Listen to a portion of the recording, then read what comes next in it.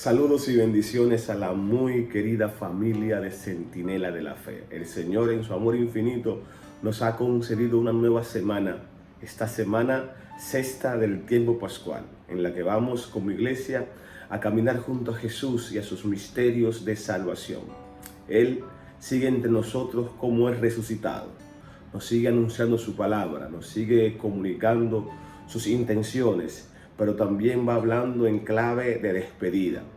Es interesante porque cuando hablamos de una despedida podemos experimentar tristeza, pero cuando Jesús asciende al cielo, que ya será muy pronto, vamos a escuchar en el prefacio de la Eucaristía que la cabeza no se desentiende del cuerpo, es decir, Jesús siempre estará unido a nosotros que somos iglesia. Vamos a proclamar este evangelio de Juan, el capítulo 15, versículo 26. Luego pedimos a Dios su gracia para que nos ilumine y podamos extraer de él una reflexión que nos ayude para vivir este día y, por qué no, el resto de la semana. Del evangelio según San Juan. En aquel tiempo dijo Jesús a sus discípulos: cuando venga el Paráclito, que les enviaré desde el Padre, el Espíritu de la verdad, que procede del Padre, Él dará testimonio de mí. Y también ustedes darán testimonio, porque desde el principio están conmigo. Les he hablado de esto para que no se escandalicen. Les excomulgarán de la sinagoga. Más aún, llegará incluso una hora cuando el que les dé muerte pensará que da culto a Dios. Y esto lo harán porque no han conocido ni al Padre ni a mí. Les he hablado de esto para que cuando llegue la hora se acuerden de que yo se lo había dicho. Palabra del Señor. Como siempre, muy rico el evangelio del día, muy rica el propósito de la palabra de Dios para con nosotros, pero siempre destacar la profundidad del evangelista Juan. El evangelista Juan quiere demostrar que este Jesús es hijo de Dios y que su misión la ha realizado como un ser divino, como Dios entre nosotros. Ahora vamos a meditar sobre algunos elementos que entiendo nos pueden ayudar para este día, para esta semana. Jesús se está despidiendo, como dije en principio. Pienso en un Jesús como si fuera un gerente. Él va a entregar la gerencia de la institución a un nuevo gerente, pero cuando la entrega sigue siendo parte de la misión. No estará al frente porque ya su misión ha sido cumplida, pero no se va a desentender de la empresa, de la institución, sino que va a acompañar también al nuevo gerente. Recordemos que nuestra iglesia es trinitaria.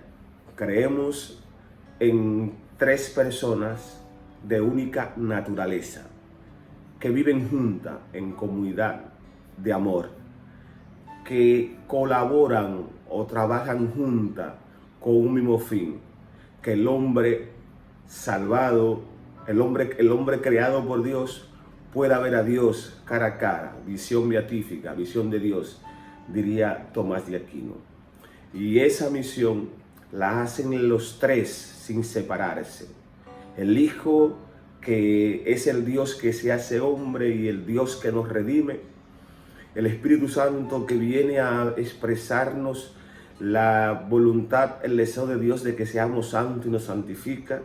Y permiten esas acciones del Hijo y el Espíritu Santo que nosotros en su momento, como hijos de Dios, podamos ver a Dios.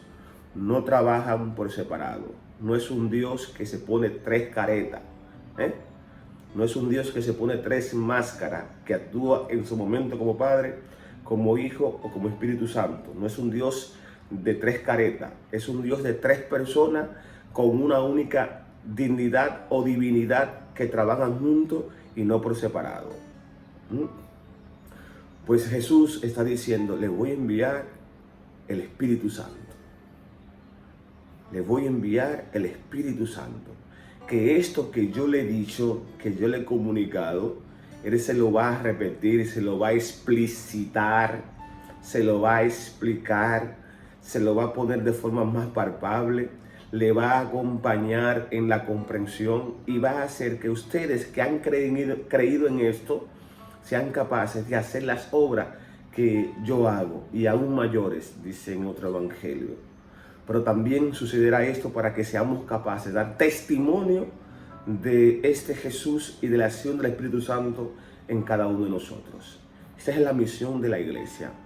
Esta es la misión de todo bautizado, de todo cristiano. Testimoniar lo que Dios ha hecho en nosotros. Y esto de testimoniar, la iglesia lo expresa en un término muy peculiar. Es el querigma, es el anuncio constante de la pasión, muerte y resurrección de nuestro Señor Jesucristo. Y a mí me encanta agregarle, es el anuncio alegre de la pasión, muerte y resurrección de nuestro Señor Jesucristo. Anunciar que este que se ha encarnado es Dios, que este que se ha encarnado da la vida por nosotros y que este que se ha encarnado nos ha salvado. Y ahora, por la relación de amor que hay entre Él y el Padre, nos comunican al Santificador, al Espíritu Santo. Testimoniar esto es estar convencido de que ya hay uno que ha dado la vida por nosotros. Es interesante porque en el Evangelio de hoy hay un apartado que puede sonarnos duro, hasta llenarnos de miedo, entemorizarnos, porque se está hablando de persecución y de muerte a aquellos que de una u otra manera estén vinculados con el Señor. Y la mejor forma de estar vinculado con el Señor es en el anuncio de lo que ha hecho con nosotros, el anuncio del querigma. Pasión, muerte y resurrección de Jesucristo. Dice el Evangelio, les he hablado de esto para que no se escandalicen. Aquí empieza el texto del versículo 16 del Evangelio de Juan, en el capítulo 15. Les he hablado de esto para que no se escandalicen. Les excomulgarán de la sinagoga. Aquí podemos pensar de la persecución o en clave, para poderlo entender mejor, si bien es cierto que la sinagoga era el centro de culto del pueblo judío, no es menos cierto también que estaba ligado al sistema político del momento. A nosotros los cristianos en este día, en este tiempo, la forma de perseguirnos es tacharnos nuestros principios, eliminar nuestros signos o símbolos y sencillamente cerrarnos puertas porque nos tildan de no voy a decir moralistas, sino de que nuestra moral, nuestros principios no están comulgando con los principios del mundo moderno. ¿Sí? Y una forma de expulsarnos es tacharnos, no darnos algunos lugares.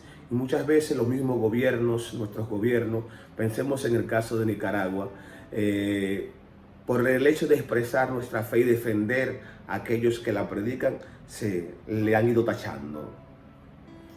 Y una expresión que para nosotros los de Occidente parece lejana, pero en muchos cristianos de Oriente la están sufriendo.